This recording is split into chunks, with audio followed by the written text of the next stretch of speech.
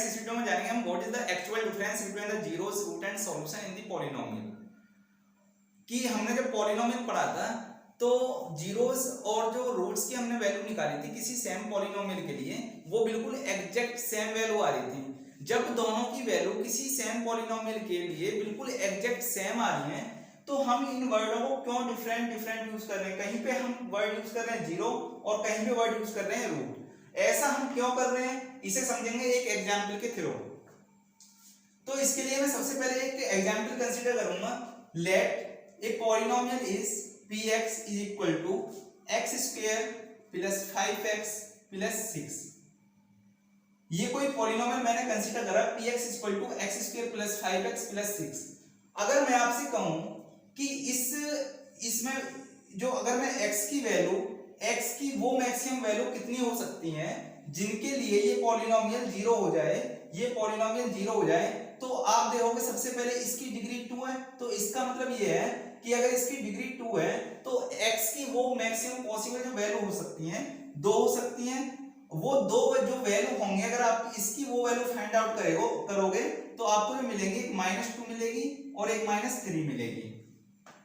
इन दो वैल्यू के लिए ये पॉलिनोमियल बिल्कुल जीरो हो जाएगा। अगर आप इसमें x = -2 रखो तो इसकी वैल्यू टोटल की वैल्यू जीरो आएगी। इसी तरीका से x = -3 रखो तो इस कंप्लीट की वैल्यू जीरो होगी।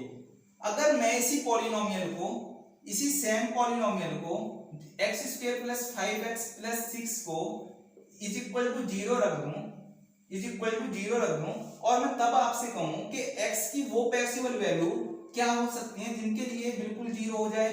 तो इसकी डिग्री 2 है, सेम पॉलिनोमियल है तो सेम वो वैल्यू होंगी। तो x की वो मैक्सिमम पॉसिबल वैल्यू क्या होंगी -2 और -3। अब मुझे जो समझना है वो समझना जीरोस और रूट वर्ड्स हम यूज कब करना है। अगर आप कोई पॉलिनोमियल है, अगर वो कह रहा है कि एक पॉलिनोमियल है तो तब जो वर्ड यूज करेगा x की जिन वैल्यू के लिए ये पॉलिनोमियल जीरो हो जा रहा है तो तब जो वर्ड यूज करेगा वो क्या करेगा, जीरोस। ठीक है, तो तब जो वर्ड यूज करेगा, मतलब कहने का ये है कि पॉलिनोमियल के साथ वो जो वर्ड यूज करेगा वो करेगा जीरोस।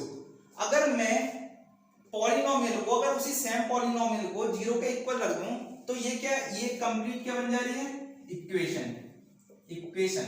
और इस टाइम पर जब ये पॉलिनोमियल एक इक्वेशन बन जा रहा है, ये क्वाड्रेटिक इक्वेशन है, जब ये इक्वेशन बन जा रहा है तो x की जिन वैल्यू के लिए -2 और -3 सेम वैल्यू के लिए ये सेम पॉलिनोमियल है, बिल्कुल जीरो होगा। तो x = -2 और -3 जो होंगे इस इक्वेशन के क्या होंगे, रूट्स होंगे। मतलब कहने का यहां से जो कंक्लूजन निकला है वो निकला है कि अगर आपको क्वेश्चन में अगर वर्ड पॉलिनोमियल मिला हुआ है कि कोई एक पॉलिनोमियल है, तब वो क्या कहेगा कि पॉलिनोमियल की जो find out the zeros of this polynomial, ठीक है, तो वो वर्ड यूज करेगा पॉलिनोमियल, तो वो वर्ड यूज करेगा जीरोस। अगर आपको क्वेश्चन में दिया हुआ है कि कोई इक्वेशन दी हुई है, तब वो जो इक्वेशन के साथ जो वर्ड यूज करेगा वो क्या करेगा, रूट्स। अब आते हैं हम तीसरे वर्ड सॉल्यूशन पे। ये दोनों चीजें आपको क्लियर हो गई होंगी कि पॉलिनोमियल के साथ हमें जीरो वर्ड यूज करना है और इक्वेशन के साथ रूट वर्ड यूज करना है। अब समझते हैं हम सॉल्यूशन को। इसके लिए मैं एक अनदर एग्जांपल लेता हूं। कोई पॉलिनोमियल px = x² + 4x + 4, ये कोई पॉलिनोमियल है और अगर मैं इस पॉलिनोमियल की वो वैल्यू फाइंड आउट करूं जिनके लिए पॉलिनोमियल जीरो हो जाए, तो वो वैल्यू इसकी आएंगी -2 और -2, दो मैक्सिमम पॉसिबल वैल्यू होंगी क्योंकि इसकी डिग्री 2 है। और इसे मैं इसी पॉलिनोमियल को जीरो के इक्वल रख दूं तो ये क्या बन जाएगी, इक्वेशन। ये इस पॉलिनोमियल के क्या है, जीरो। अगर ये एक इक्वेशन है तो ये क्या है, इसी पॉलिनोमियल के रूट्स। ये इस पॉलिनोमियल के क्या है, जीरोस। अगर वो वर्ड्स इक्वेशन यूज कर रहा है कि ये इक्वेशन है, तब वो क्या कहेगा कि this is the root of this equation. ठीक है, अगर वो वर्ड्स पॉलिनोमियल यूज कर रहा है तो वो क्या कहेगा, -2 और -2 is the roots of this polynomial px। अब -2 दो सेम रूट्स यहां पे हैं, यहां पे देखा कि यहां पे दो डिफरेंट रूट्स हैं। अगर मैं बात करूं सॉल्यूशन की, इस इक्वेशन के सॉल्यूशन की बात करूं तो इस इक्वेशन के सॉल्यूशन होंगे, एक x इक्वल टू -2 पे होगा, एक x इक्वल टू -2 पे होगा और एक x इक्वल टू -3 पे होगा। ठीक है, तो इसका मतलब हुआ क्या, जो इसके पॉसिबल सॉल्यूशन होने वाले हैं वो कितने होंगे, 2 होंगे इस इक्वेशन के।